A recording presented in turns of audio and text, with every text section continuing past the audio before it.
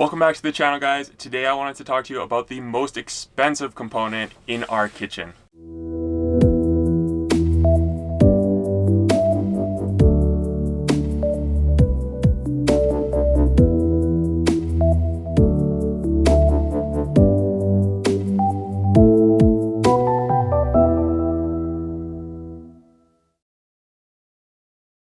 It's our fridge. The fridge in our camper van was extremely expensive, but we wanted to go with quality and craftsmanship, so we purchased the Dometic CRX 110 refrigerator, and it has performed awesome over the past 2 years of us traveling around in our camper van. When we were first planning out this kitchen and researching different styles of fridges, we went back and forth to whether we should do a chest or an upright, which if you guys are building your own camper van, I'm sure you were debating as well. The chest style refrigerators operate a lot more efficiency because of the fact that cold air sinks. So every time we open our fridge, all of cold air basically falls right out of the bottom because it is heavier than the warm air. And in a chest style refrigerator, every time you open up the top, all that air stays inside. With an upright refrigerator, it does take a little more power to keep it cold, and it'll probably be turning on a little bit more, but they are a lot more user-friendly. And what I mean by that is accessing all the food inside of the fridge is a lot easier. So with a chest style refrigerator, every time you open that lid, you have to dig to the bottom to get anything out of the bottom, which means pulling everything out, putting everything back in. We've done it. We've had it in 2 camper vans that we previously rented and have hated it both times. Once you get used to having an upright fridge, it's really hard to go back to the chest style, and this fridge is honestly super efficient. Talking power consumption, this fridge will consume about 30 amp hours in a 24-hour period at 25 degrees Celsius. So 25 degrees Celsius is pretty warm, especially for us here in Canada. It usually doesn't get that hot, maybe for a few days during the summer months. During the day, it'll get up to that warm. But honestly, we've never noticed this fridge consuming very much power at all or depleting our batteries during hot days. Not even a chance. Like, it has been super efficient and super quiet because it is a compressor style fridge. Some compressors can get kind of noisy over time, but this fridge has been very silent. It doesn't wake us up at all. We had a fridge in a camper van that we rented in Portugal, and it was one of those chest style fridges that were cheap. You can pick them up at Canadian Tire or Walmart, and you just plug them into a 12-volt socket. And every time this fridge turned on, it would hum like crazy, and it was very irritating. It came on a lot during the night and every time we would wake up. So I would not recommend that you buy one of those fridges. Another option for a fridge is basically just a bar style fridge. So you've seen these fridges before. They're in mini bars and hotels all over the place, and they are very inefficient. They definitely will suck a lot of battery power out of your system if you want to install one of these, but they are very budget friendly. Or if you find yourself plugging into shore power a lot, that shouldn't be an issue at all for you. The Dometic CRX 110 is the fridge that we got, and it comes with AC and DC, so we have only connected the DC hookup because that's mostly what we use. But if we ever need to use the AC connection, or if you plan on using an AC connection, then that is also available. So the Dometic CRX series comes in multiple different models. It starts at the CRX 50. They also have a CRX 80, and then up to the CRX 110, and then they also have the CRX 140, which is their biggest model, I believe. Most of their models come in different colors. You can get black or you can get silver.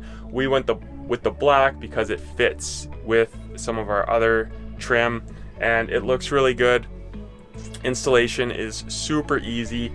I wired our fridge in with 12 gauge duplex coated wire, and I used a 10 amp fuse. Since the max this fridge is going to be pulling is about 6 amps, I thought a 10 amp would protect it and also the wiring, and it has never blown, so that's been good. All right, let's get into the features. So when it comes to installing this fridge as well, it comes in 2 different colors, and you can mount the door on either side depending on your installation. It's very easy to switch to. There's just a bracket on the top and the bottom that you basically just unbolt from one side and put on the other. Very easily done, and nothing to do with the handle. Obviously it's universal for either side being on top. So On top first here is we have a vent switch. If you ever need to vent the fridge, which we do every time we're storing the van for a long period of time, we just move this over until it says vent, and then you can close the fridge and it keeps it open right there, small cracks, so you don't have to worry about it getting stinky.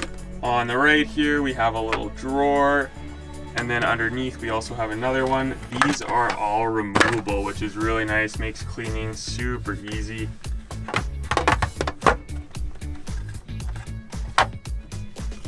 On the bottom there, you can see we have some marks there. That's one thing that I've noticed is hard to clean. That can be a little tricky, but up here we have our freezer compartment, which is actually fairly large. You can fit a lot of things in there. And then on the bottom, you have two large drawers for vegetables or fruit, and then two of these as well, which are removable. On the side here is the controller. To turn it on, basically you just hold the power button down. That turns everything on, and then there are 5 adjustable temperature modes depending on how cold you want it to be. We usually keep ours right in the middle here. There's also a sensor here for the door with the LED light. As far as installing the fridge goes too, you will wire up the back compressor however you want to do it, whether that's DC or AC, and then on the front here there are screws around the perimeter. I built a box out of 3/4 inch plywood to secure the fridge to. There's also screws on the inside that you have to screw into the sides and mount, which are easy to do as well. But that is it essentially. The fridge is kind of heavy and awkward to wiggle into place, but other than that, it's been fantastic and very easy to maintain and clean and use, and we love it. It's one of our favorite parts of our camper van actually. One of the best ways to save money while you're on the road and living van life is by cooking and eating your own meals, and having a solid refrigerator that can hold a week's worth of food has been a huge part of following through with that plan and has saved us a lot of money in the long run. Spending $2,200 on a fridge is not ideal, but I think Dometic makes a really quality product, and it is worth the money to invest in a solid fridge that will last a long time.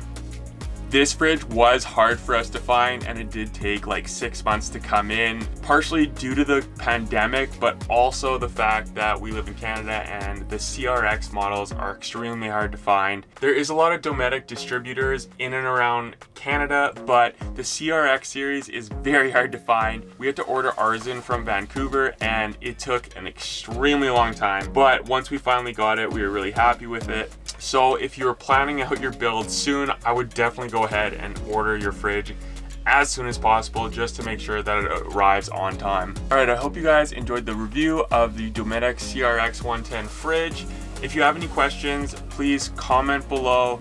Let us know what fridge you are planning to go with. We would love to hear from you. And if you like this video, be sure to like it, subscribe to the channel, and I will see you guys in the next one.